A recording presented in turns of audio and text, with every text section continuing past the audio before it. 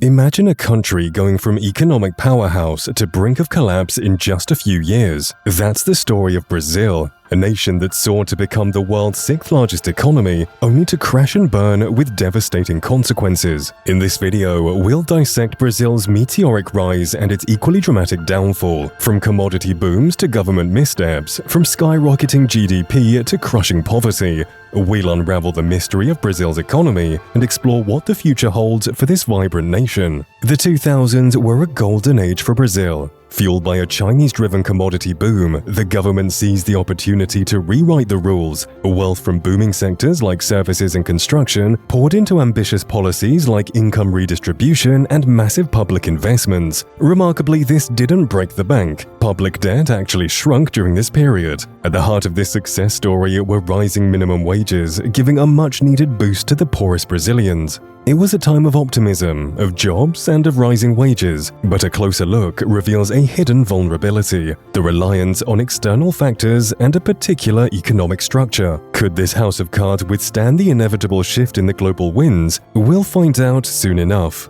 Remember the Brazil we talked about earlier? Soaring skyscrapers, samba in the streets, a beacon of economic hope in Latin America. But even then, under the surface, shadows flickered. Cracks were beginning to show, cracks that would widen into a chasm of inequality. We've seen the meteoric rise and dramatic fall, but today we're digging deeper. We're asking, what role did globalization play in Brazil's inequality crisis? Was it the flood of Chinese imports chipping away at jobs, or the invisible hand of multinational corporations squeezing the life out of local economies? Was it a right-wing identity backlash against outsiders, or a left-wing roar against the elites? This is Brazil's story, but its lessons echo across the globe, because, let's face it, no nation is immune to the forces we're about to explore. Globalization led to inequality and the rise of the far right in Brazil, but is that the whole story? While globalization may be a long-term trend, austerity and inequality can have immediate and impactful consequences. Take, for example, the 2010 social program cuts in the UK. A study found a significant increase in support for far-right parties after these cuts. This suggests that short-term economic hardships can be a powerful trigger for political shifts. In Brazil, we can see another potential factor: distributive conflict over public goods. A study in Austria showed that when immigrants were allowed access to social housing programs, districts in those programs saw a greater increase in support for far-right parties. This suggests that competition for limited resources can create an environment where far-right rhetoric resonates. Now, let's bring this back to Brazil. While globalization and inequality certainly played a role in the country's economic struggles, we can't ignore the impact of austerity measures implemented after the 2008 financial crisis. These cuts to social programs and public spending disproportionately affected the poorest Brazilians, further widening the gap between rich and poor. This growing difference created fertile ground for discontent and resentment. Many Brazilians felt like they were being left behind, excluded from the benefits of the previous economic boom. This created a space for far-right politicians to exploit these frustrations, blaming immigrants, minorities, or even the elites for their problems. While understanding the complex interplay of factors that contributed to Brazil's rise of the far right is crucial, it's important to remember that every country's story is unique. In the upcoming segments, we'll delve deeper into the specific details of Brazil's experience, examining the key events, policies, and figures that shaped its political landscape. Picture a graph tracing Brazil's economic story alongside the commodity boom. It's a perfect dance, with growth mirroring the upward surge from 2003 to 2011. The Lula years stand out, a golden era fueled by abundant resources. Government coffers overflowed, allowing for bold expansion of public investments in infrastructure, social programs, and more. While external factors played a crucial role, it wasn't just passive luck. Lula's administration navigated this windfall skillfully, reducing debt even as they showered the nation with investments. But beneath the gleaming surface, a lurking danger remained. This dependency on external forces made the boom inherently precarious. And so, in 2011, when the commodity bubble burst, Brazil's roller coaster took a terrifying plunge. Public investments, once exuberant, now stagnated, then plummeted in response to the crisis. The party was over, replaced by a bitter hangover hangover of austerity and hardship. But the story of Brazil's boom wouldn't be complete without looking at who truly reaped the rewards. While the overall pie grew, the slices weren't distributed equally. The bottom 50%, represented by the black bar, saw the most significant gains in the early 2000s. Lula's policies, like minimum wage increases and social programs, delivered real improvements in their lives. Even the top, the red bar, feasted on the bounty to some extent. However, the party didn't last forever. As the commodity boom sputtered out and political winds shifted, the picture changed. The top slice started shrinking, their support for the Workers' Party dwindling. It was the middle, the 40% and 90% percentiles who felt the squeeze most acutely. Their share of the pie, though growing marginally, couldn't keep pace with the bottom's gains. This growing disparity, a simmering resentment among the middle, would have profound consequences in the years to come. As the decade closed in 2010, Brazil's boom faced internal tremors. To control this, an artificially strong currency choked off exports and stifled manufacturing. Meanwhile, Brazil's industrial base remained stuck,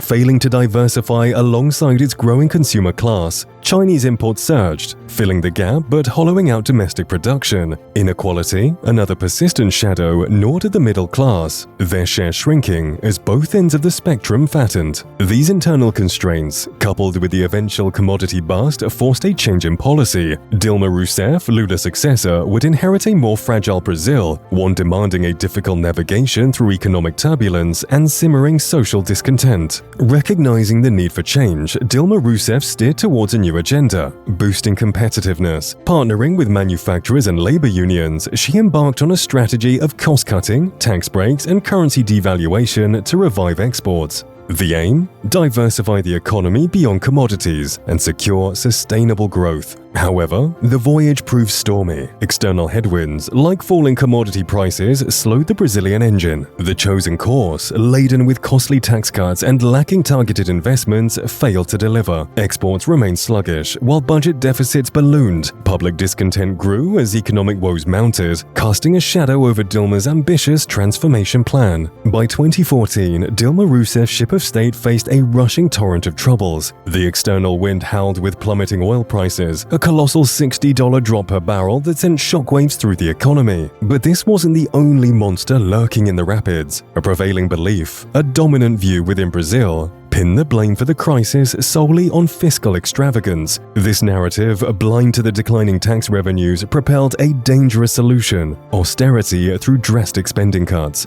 Public investment, the lifeblood of infrastructure and development, took a brutal blow. A 10-year constitutional freeze shackled the state spending further, turning the dial from investment to contraction. This ironically deepened the crisis. Imagine, in the midst of raging rapids, the crew throws out vital supplies. As if this wasn't enough, political turbulence churned the waters. The 2016 impeachment further destabilized the nation. Promises of investor confidence rebounding proved tragically hollow. Brazil found itself caught in a perfect storm: external shock, misplaced austerity, and political turmoil. By 2018, Brazil's wounds ran deep. Unemployment had doubled, casting a shadow of despair over millions. Promises of recovery, fueled by a controversial mix of pro-market reforms and austerity, rang hollow as the slowest economy recovery in history dragged on. The frustration simmered, creating fertile ground for a new political wave. Fueled by discontent with both globalization's long-term impact and the short-term woes of recession and inequality, a conservative discourse found its voice. Corruption, a real but oversimplified villain, became the face of the crisis.